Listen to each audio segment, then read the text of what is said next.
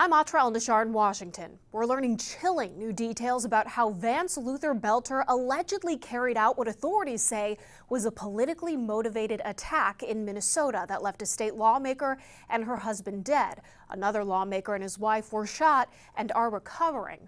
Federal officials now reveal Boelter allegedly stopped at the home of two additional lawmakers.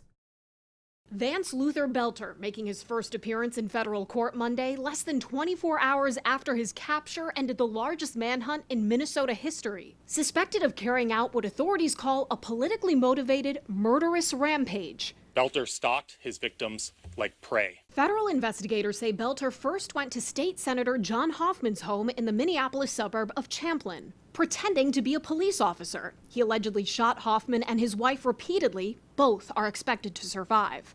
Then, officials allege at 2:24 a.m. Saturday, Boelter arrived at the home of another state rep in nearby Maple Grove. Fortunately, the state representative was not home. She and her family were gone on vacation. Boelter then allegedly drove in his car, made to look like a police vehicle, toward the home of another state senator in New Hope. But local police, having heard about the shooting at the Hoffmans, beat him there to do a wellness check. Boelter then traveled to Brooklyn Park, Minnesota, and the home of Minnesota State Representative Melissa Hortman. Authorities say Brooklyn Park police arrived shortly after Boelter. When Boelter saw the officers get out of the car, he drew his weapon and began firing.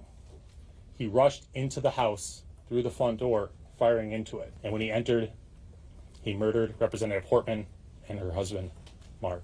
Boelter's federal charges, expected to be prosecuted first, include murder, firearms offenses, and stalking. Will we see the death penalty? It's too early to tell. That is one of the options for several other charges, though. On Saturday, local authorities filed second-degree murder and attempted murder charges against Boelter, allowing them to get a nationwide arrest warrant. These are the highest charges we can file by complaint, and it needed to be done quickly to get the warrant out. Mr. Boelter was taken into state custody, and our office intends to pursue first-degree murder charges against Mr. Boelter. Now that Boelter is in custody, law enforcement says they can start the hard work of putting together a motive and determining whether the suspected assassin is part of a broader network. In Washington, I'm Atrell Nishar. Today, an appeals court in California will hear arguments on the challenge to President Trump's deployment of National Guard troops, and the suspect charged in the murders of a Minnesota lawmaker and her husband face a judge for the first time. Joining us to discuss, the former superintendent of the Chicago PD and retired special agent in charge at the FBI, Jody Weiss. Good morning to you, sir. Great to see you as always. Good morning. Let's start with the case against Vance Boelter. What is next for him in this case? You know, Jan, there's a lot of work that has to be done still. They're looking for a few things. Number one, you want to know what his motive was. That's really important. And then you also want to determine, was he acting alone? Are there other people involved? Because that could address how you would then form your threat matrix or your security threat. So right now, there's several things that are going to be going on simultaneously. First thing, you want to look for all the physical evidence. They're going to be going through the vehicle, his house, his phone with search warrants. You know, and they're all going to try to tie that evidence back to the crime scene. Then you've got the digital examination. Think what might be on that phone, the messages, the phone calls before this incident took place. They'll be looking at his social media posts, if he has any. They'll be looking at his search histories. You know, he did a lot of planning on this, and that will all tie to his motive and what he was doing ahead of time. You're also, by going through that digital evidence, you're going to determine his network, and that is really important because we have to be sure that there's no other threats out there. So once you find his network, that's when a lot of work starts. The interviews, interview after interview after interview, because you want to find out who might else be tied to this, if there is any other threat that could affect politicians throughout the country. So they're looking for more. Yeah, and also acting alone.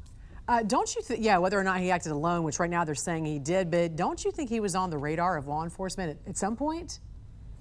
You know, it's hard to say. You know, you go back to the whole thing with the FBI, they have a small window to look at somebody, and they've got to make a call whether, you know, you're actually a threat or not, because, you know, resources, you can't keep all these cases open all the time. But, you know, he understood law enforcement. He was in the tactical world. He'd been involved with government. So I don't know if it just popped up. We don't know. And that's what they're going to determine. Like, why, if he wasn't known, should he have been known? Right, and if he should have been known, why wasn't he known? Right. So we All just these have to wait questions. for the investigation. Federal appeals court in San Francisco going to hear the case whether the president can actually keep control of the California National Guard, which ultimately, as we know, could end up in the hands of the U.S. Supreme Court. Now, the reason this even began was because initially the LAPD was very slow to respond to these riots. The president obviously felt an obligation to protect these federal ICE agents. What's been your thoughts on this challenge to the president's decision to send in the Guard? Why wouldn't any law enforcement welcome the help of any law enforcement? And my first thought is the case should be tossed. I mean, Title 10 clearly gives the authority to the president to deploy the National Guard, to federalize the National Guard when federal assets, either structures or people, are threatened. You had ICE agents that were being threatened just trying to do their job, carrying out search warrants. You also had the LA police chief say, we're overwhelmed. So if that doesn't support, federalizing the National Guard. However, I do agree on one thing. He should not have had to have done this. If you had a governor and mayor that cared about their city and cared about protecting their city and its people, they would have moved forward and deployed the National Guard right away. But when you do this, Jan, you have to have a clear mission for the Guard. They can't enforce laws, so you have to give them a clear mission what to do. Had it been me, and I think Jim McDonnell did this, I would have pushed more for mutual aid. I go back to election night when President Obama was elected in Chicago. We didn't call him the National Guard. We didn't see that as a threat, but we had all the surrounding communities send in their law enforcement departments to help us in the surrounding areas around Chicago and the community. So there's other ways to do it, but I think President Trump was on rock solid ground to do this. And you just mentioned the mayor and the governor there, who obviously have been at odds. You just mentioned the LAPD chief, who clearly did not have a handle on the situation, needed some help. Weren't you often at odds with the mayor as well when you were in Chicago? Were there times where you just wanted politicians to stay in their lane and let law enforcement do what they need to do? Well, I think you always want to do that. I was really blessed, and this is 100% true.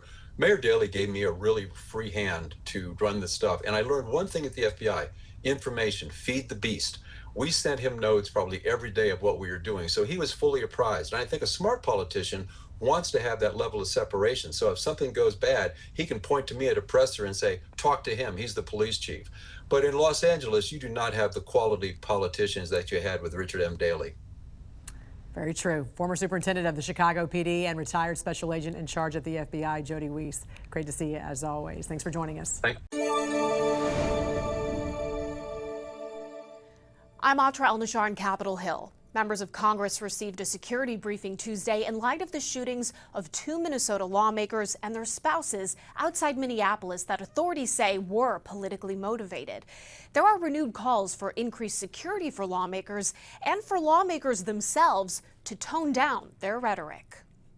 Suspected Minnesota assassin Vance Luther Boelter is behind bars, and for some members of Congress, the chilling reality is setting in that their names were on a list authorities say they found in his SUV, like Democratic Congresswoman Hillary Scholten of Michigan. I got the call Sunday night, of course, while the shooter was still at large. Immediately after the attacks, Democratic leadership requested Capitol Police provide extra security for Minnesota's congressional delegation. We are seeing a dramatic increase in threats against senators, congressmen, public officials. It was just Monday a man in Georgia was indicted for allegedly threatening sexual violence against Republican Senators Deb Fischer and Ted Cruz and Cruz's family. In the past year, there were 2 attempted assassinations of then-candidate Trump and an arson attack at the residence of Pennsylvania Governor Josh Shapiro. Usually, a president calls a governor after a tragedy in their state. President Trump issued a statement condemning the violence in Minnesota, but says calling Governor Tim Walz, also a former Democratic vice presidential nominee, would be a waste of time. I think the governor of Minnesota is so whacked out,